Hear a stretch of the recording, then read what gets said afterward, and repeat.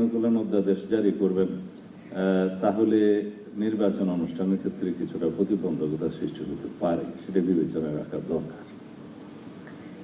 আর যারা বিশেষজ্ঞরা আলোচনা করছেন সংবিধানের সমস্ত সংশোধনী প্রস্তাবগুলো যেগুলো ঐক্যমতের ভিত্তিতে গৃহীত হবে বা ঐক্যমত হয়েছে, আর কিছু কিছু নোট অফ ডিসেন্ট সহকারে হয়েছে, সেগুলো বাস্তবায়ন এখনই করতে হবে, সেরকম একটি প্রচেষ্টা চলছে।